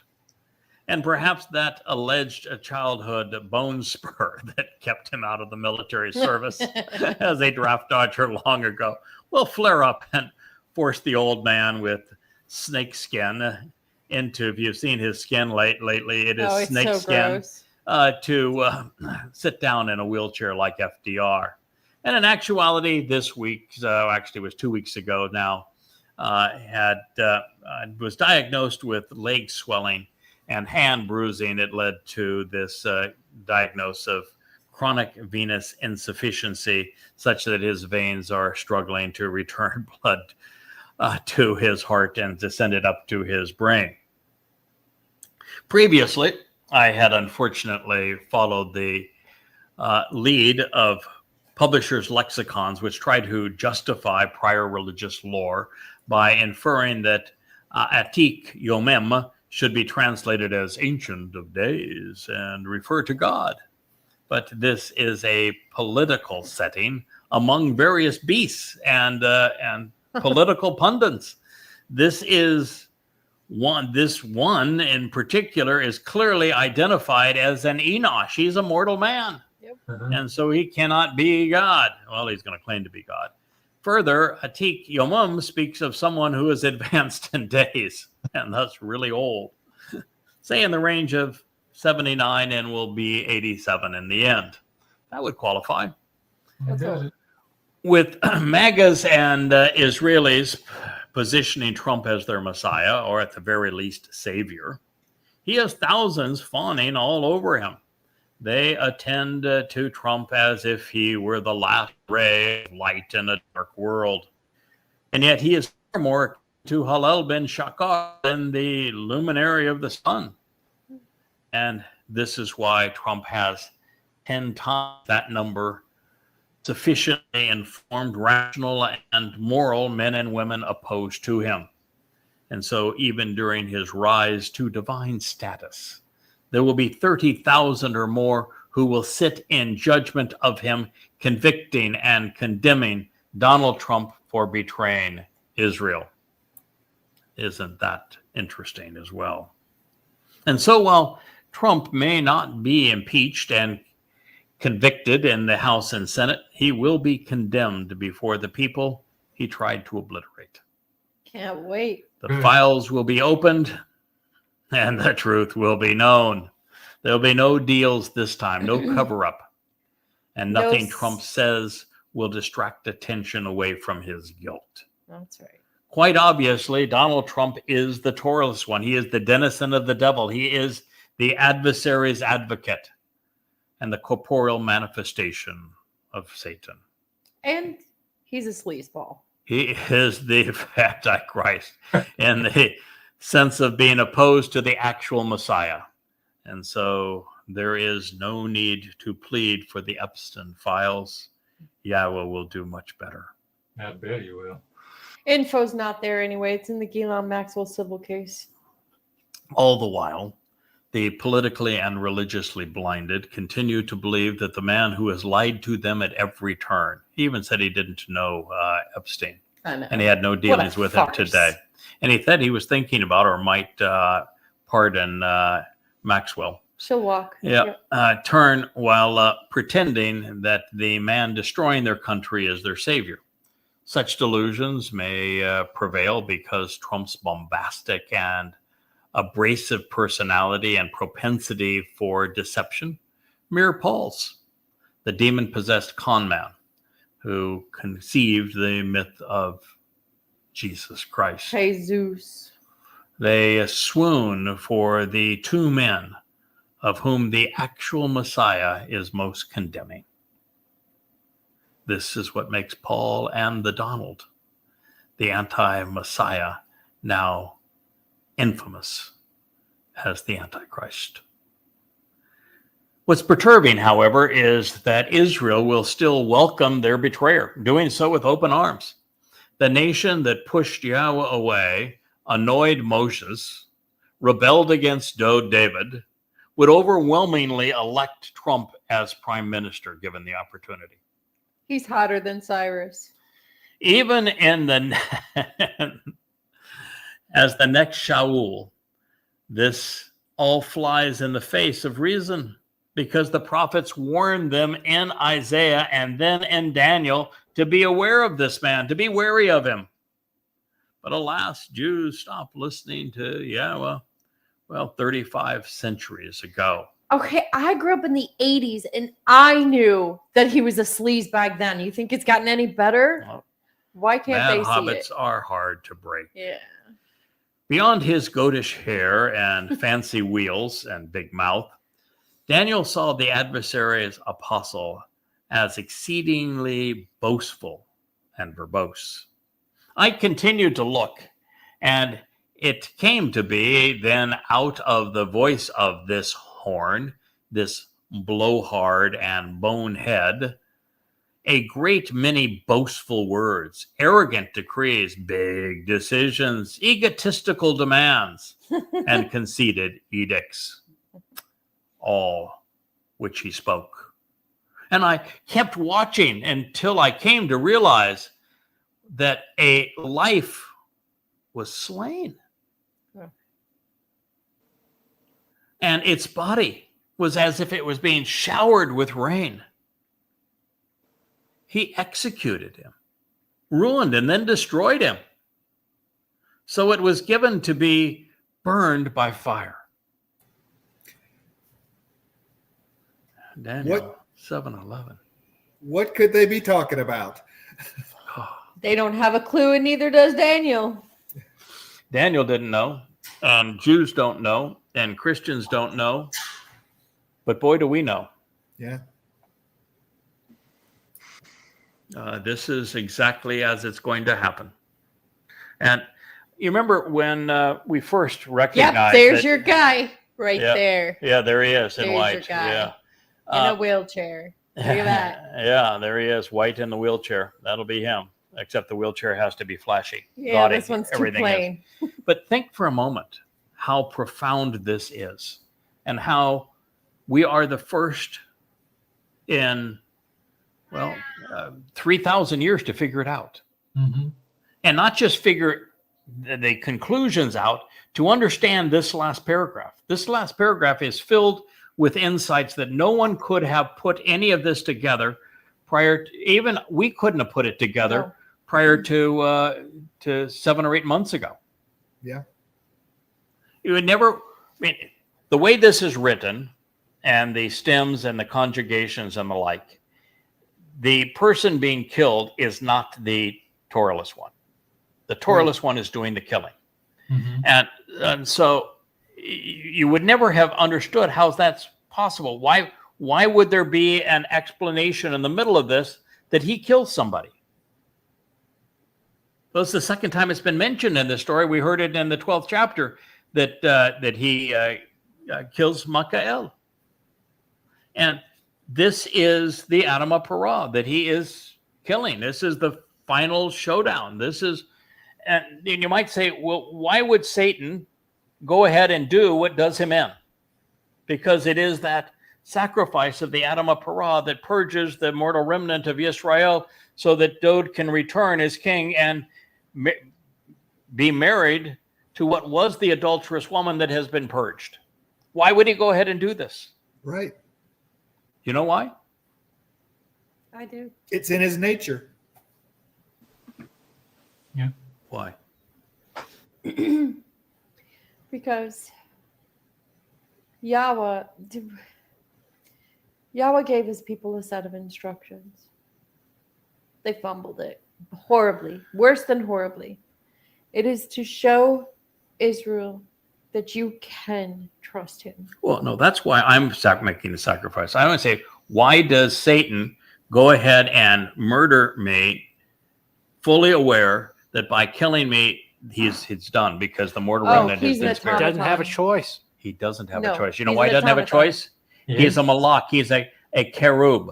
Yep. And as a cherub, a malach, he was created without free will, To do which what means they're when told. he went That's into right. the garden, he Yeah. was doing so on Yahweh's instruction. He was not misprogrammed. He was following his programming.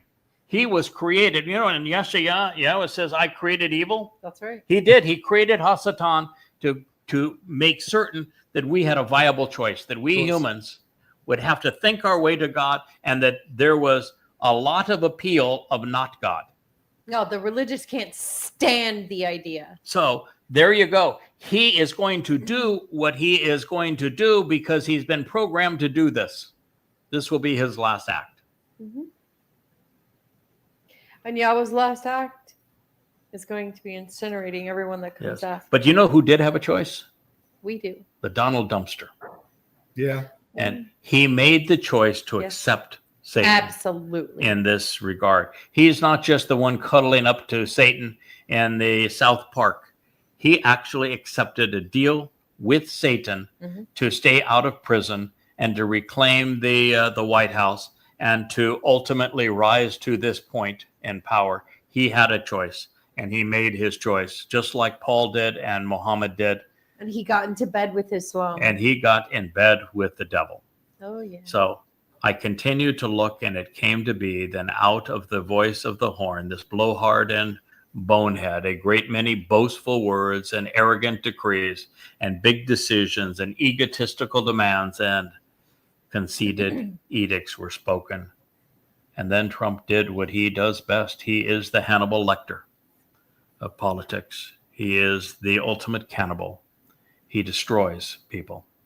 Yep. And I kept watching until I came to realize that a life was slain, that a life was executed, was put to death. And the reason he doesn't say, I wonder who that is, because he knows exactly who it is. Of course. It's Michael, the very person he introduced. Just It's before. Michael. He knows exactly who it is. Yeah, of course. And the body was showered by rain. The Aramaic word for was a gisham, and it is always rendered as body because they can't imagine it could be anything else in this context, but it doesn't mean body. It means showers of rain. What was the word? Sorry? Yeshem. It's, Yeshem. It's Aramaic. And the reason for this, we know. If you go back and you look at what Elia did at the ultimate roast of the bull, which he is reenacting, what was the thing that happened before Yahweh lit the Gush of flames? water. Pour the Water. on. And okay, and then he said, okay, that's not enough water. I want more water. And he said, that's not enough water. I want more water. Soak it down, boys. Right? Soak it down. I want more water. It was symbolic of what Yahweh is going to release underneath the Temple Mount. It's going to shower the corpse of the Adamah Parah with water, which is going to continue to run off and purge and cleanse this remnant of Israel, and then he's going to light the flames. And the flames are going to incinerate all that came to oppose Israel while they're purging his people.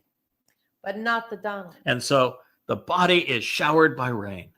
But the Donald But survives, isn't that, right? but I mean, think of that for the moment. The body is showered by rain. Yeah. And then he is executed. He's ruined and destroyed. His body is irreparably damaged.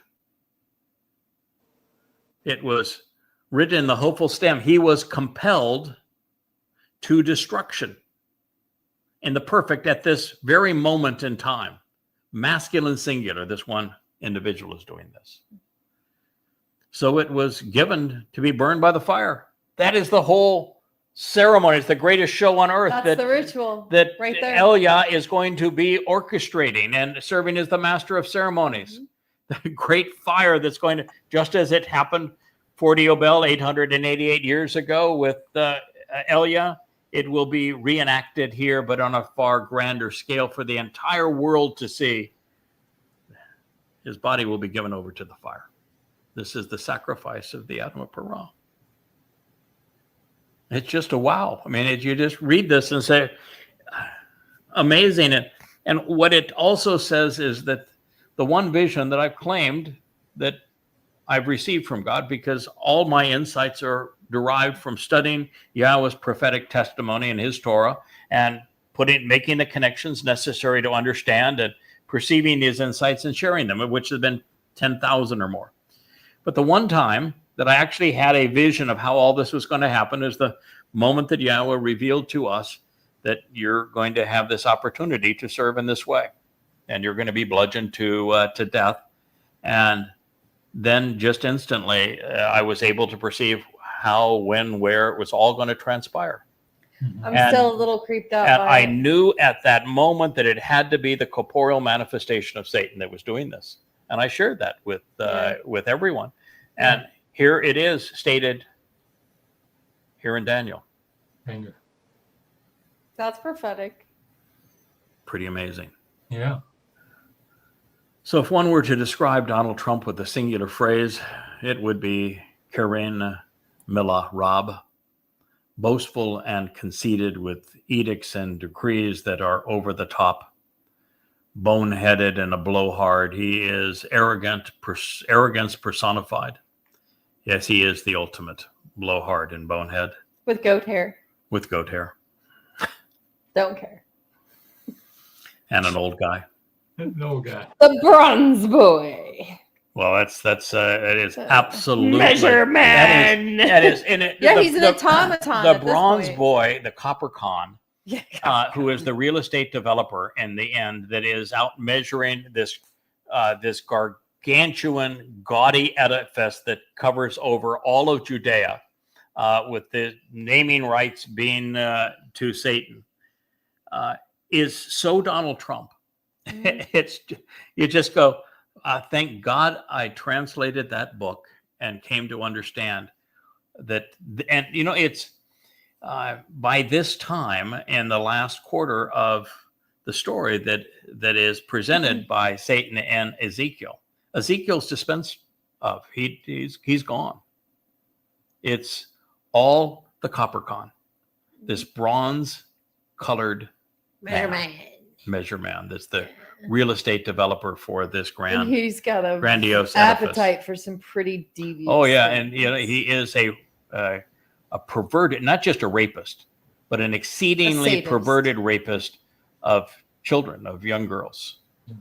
You want to know the age of his victims according to the files? Yeah, well, we're good. No. 14 and 15. No.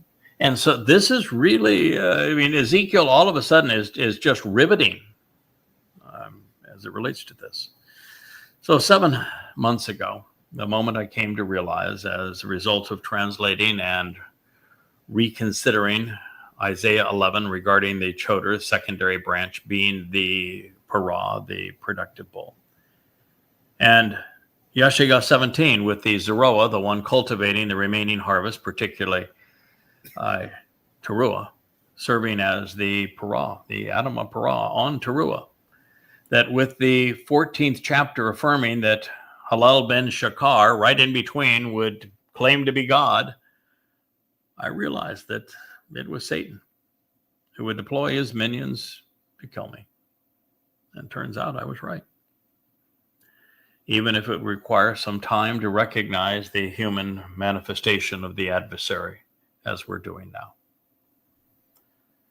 In this narrative, the horn is the old man and the blabbermouth with the wild hair, who is issuing a plethora of executive orders to rule the world. The Chaiwa, life that is slain, is executed by the old blowhard, who is now demon possessed. He is the Donald Dumpster. And he is the one who takes the life of this individual, and it is presented in the feminine, recognizing that both Adamah and Parah are feminine nouns. The reason, of course, for the showers I've mentioned, they are associated with my corpse, is Yahweh will be releasing torrents of water to cleanse the mortal remnant of Israel that is gathered at this time. And all the while, my executed and irreparably damaged body will be burned by fire in a manner explained in Numbers 19, and as was rehearsed previously by Elia 2,800 years previously. All when condemning, for the same purpose, Israel's propensity to be religious and political. So this is the sacrifice known as the red heifer, which will prepare the adulterous woman of Israel to be purged of her religious guilt, so that she can be betrothed to her returning king, David. As for the Donald and the spirit controlling him, neither will die, but will instead endure an eternity in Sheol. As verification that these conclusions are correct, we read, "Then the remnant of those living, their political domination and dominion, I should say, and authority, especially their sovereignty, personal sovereignty, shall cease and be annulled, so that their lives could continue and be prolonged." You might say, wait a minute, what do you mean? But they're going to lose their dominion, their authority, their sovereignty. Well, the political state of Israel will no longer exist. Whether they be harvested from America, which is where about half of these people will come from, they aren't going to be Americans anymore. They will already be those who were anti-religious that will be here. They will be the secularists. They will be anti-religious. And since there's probably no one that is both anti-religious and apolitical, the only thing they're going to come in with is a little bit of a political mindset, and God's going to say, we're stripping that away. Yeah, you're going to be part now of Dod's kingdom. And so your prior sovereignty, your state of Israel and its politics, no, that's gone. So this remnant, those living, their political authority is gone. It ceases. It's annulled. And that is so that their lives can be prolonged and they can continue. She was offered and given on their behalf. That would be the Adamah Parah, the red heifer, as a restoring witness for the period of time at the appointed time of the year.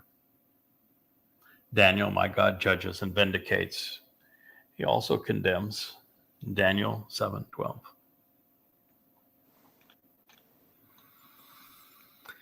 When we come to know Yahweh's plans from beginning to end, the riddles that have bewildered so many are solved, and we can celebrate the result as we're doing now. The Adamah Parah, the bloody red man, as a productive bull, will extend the lives of the mortal remnant of Israel. Stripped of their political guilt, their souls will be purged, and their lives will be extended, continuing during the 1,000-year celebration of Sukkah as we return to the garden. As for those who remain religious, they won't make the cut. They're going to be discarded as unsalvageable in the black spiritual chariot. Consistent with Yahweh's plan, the red heifer will be sacrificed on Towrah at sunrise on a Saturday, the September 24th, year 6000 Yah. And the Adamah Parah is offered as a gift, entrusted as a restoring witness to Passover. All the prolonging of lives that it provides, and Now all of those gathered around the Temple Mount will have their opportunity to come clean. It's the right time. It's the appointed time. It's the moment God and man have agreed to meet for this particular purpose. And here it has been laid out so completely for us. So it is Trump, who is the reincarnation of Paul, with his pathetic and twisted, irrational appeal, replete with Paul's psychotic personality and trash mouth, always ready to stroke his own ego, while continuing to demean his foes. He is not only disparaging, he's murderous. And now, rather than giving lip service to the counterfeit of Iusu Christo, Jesus Christ, Donald Trump will demand to be worshipped as a god, while destroying what is God's. Now, this is going to be celebrated by right-wing political types of Israelis and also the MAGAs. They aren't going to challenge him or defend themselves against him. Muslims are going to cheer on this denizen of the devil as well. That's going to be Allah. All the lunatics are coming out. Emboldened, he is going to take my life after 9 years of taunting and condemning him. But even in this, Trump will be eviscerating himself. And so it isn't the Torahless one whose body will die, but mine. And by design and intent, Trump and his accomplice won't be that fortunate, because he will be condemned and then incarcerated in Sheol. As for me, it's going to be the greatest funeral of all time, staged prominently on the Temple Mount. That's something that's so funny, is I've always told Leah and everyone, before I knew all of this, I just said, if I were to ever pass away before you, I do not want a funeral. No funeral, no special attention. Cremation. Just, I'm happy to be cremated. Just burn me and we'll be done with it. Well, And I was like, ew, gross. you What? can't be burnt. Yeah. Well, I just had a premonition. As for the funeral, well, it is by not wanting it that I qualified for it. This isn't for me. It's for everybody else. It is for the living.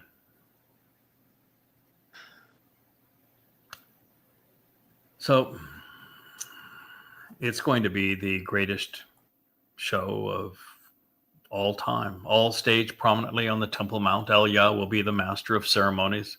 God will be in attendance, as will the entire covenant family. Yahweh will have brought his final non-religious and apolitical remnant of his people to Jerusalem for the sacrifice of the Adamah Parah and Teruah.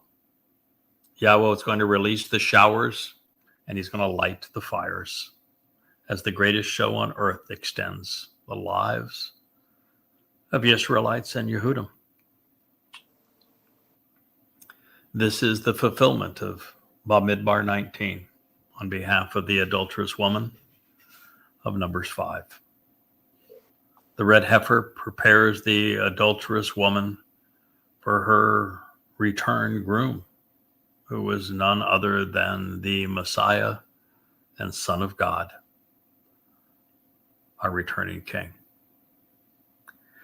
And so this says, I continued to be observant, and I noticed the things associated with this supernatural revelation during the night and darkness. That is when the chariots gather this remnant. And then behold, accompanied by clouds coming from the heavens, the one looking like the Son of Man. He came, arriving in this place. After the sacrifice of the Adamah Parah, what happens? Dode returns, and he's going to come out of the heavens on clouds, looking like the Son of Man. He's going to arrive in this very place. Meanwhile, the restoring witness, now older by a number of days, will approach, reaching out as he was extended from the source to be present before him, because he was offered as a sacrifice to approach him. Daniel 7:13. Well, that's the full explanation, isn't it, fellas? Yes, sir. Wow. The words have painted a picture. And now we know that it is the restoring witness who will be the one that is killed by the Torahless one. And then a few days from then, he is going to be there beside Dode. That's where our king's herald belongs. So And you know what his job is going to be at that time? He's best man. He's best man at the wedding. Right. you know what I do wonder? But isn't though? that cool? I mean, Yeah. right? So that after this guy dies, the Dode returns, and guess who's with him? Yeah, you. Yeah, I get to come down with him and serve as best man. And then all knows that this sacrifice was made so that we could approach our king. I wonder if there's a stand-in woman. For For the ritual. The ritual has to have a woman. the marriage of Dode to restored Israel. No. The adulterous woman must present herself before the Lowi. Mm-hmm. That will be Aliyah. Mm-hmm. Who's the woman? Well, the woman is the I get who purge she of is Israel. symbolic. So I don't understand what your question is. I wonder if there's an actual stand-in. No, he's being betrothed to Israel. Israel is the adulterous woman and is being cleansed. I get that. Yeah. So, no, there's no indication that there's a single one. No, when you're king, you marry your people. You're married to your people. And Israel is going to be Dode's queen. He is the king of everyone. And so, no, it's the wedding is for all Israel. And that's the purpose of the celebration of Sukkah. So these words are painting a picture of what is the most important moment in time. After the Adam of Perah is slain by the adversary's accomplice, sacrificing his body so that the lives of the mortal remnant of Israel are prolonged on Towrah, Yahweh will shower his corpse with water while igniting the flames that will refine his people so that they can approach his son. Upon this dawn, the darkness will end. The era of eternal enlightenment will then commence. Our King will descend from the heavens upon a cloud, as brilliant as the sun. The Son of Man, manifest as the Son of God, is returning to his place, to the city of Dode in Jerusalem. His home is Yehudah, now reunited as part of Yisrael. It's mission accomplished. Now, the reason that the Son of God is accompanied by clouds is because Dode is now Elyon. He's like God among us. And clearly, nearly, I should say, is brilliant. He is, in fact, the greater luminary. And so on this occasion of the Moed, as foretold during the creation account and retold at the conclusion of the 89th Mizmor, the sun and the moon are reunited again. As our King returns home to Moriah in Jerusalem, he will be accompanied by his Bashar herald, the Ad, restoring witness, who has been chosen and prepared to reflect the King's brilliance. Well, just 10 days older, spent in Shamayim, it may play out like a prolonged Shabbatical. And now to support his king, Yada will be extended from the source so that he is present, also enjoying all that has been accomplished. What's more, Yada will be Dod's best man at the wedding of the restored Yisrael and her king. Now, before we conclude this program and we'll put off what Daniel saw next, I have one last insight I'd like to share. Dod will be descending from the heavens, where his soul will have been incorporeal, bar Enosh, appearing like a son and a man. Now, this is significant because it means that while we are here on earth camping out with our Heavenly Father during the millennial celebration of Sukkah, our souls will reside in physical bodies. Although they will obviously be remarkably enabled and that we will be able to defy gravity as Dod is doing, even better, we're going to be able to transition between heaven and earth at will, which is what we are witnessing with Yada leaving his body of the Adamah Parah behind as he ascends to Shamayim and then returns as the restoring witness to serve as best man for Dod at the wedding. Now that is very, very cool. And No I thought, rocket ship. yes, we are going to be in an extraordinary place and time. And God has painted a beautiful picture of exactly how this is going to transpire. I'm not certain, in fact, I'm fairly certain, guys, that in all of the things that we have revealed up to this point, this is the most detailed presentation of the events that are going to play out over these next 8 years that we have ever witnessed. Oh, by far. Yeah. And the two things, I guess, that strike me here is that over the last few years, and particularly over this last year, we have made some extraordinary discoveries, exceedingly bold, things that no one had ever perceived before. And it is those discoveries that made understanding this testimony possible. We've seen everything that we have proclaimed, affirmed in Daniel 12 and Daniel 7. That is exceedingly reassuring. We went out way out on the ultimate limb by making these claims about the Adamah Parah and about Dod returning and the relationship between the two of them and these fulfillments. And about Donald Trump. And what they, yes, and even about Donald Trump, we went way out on a limb.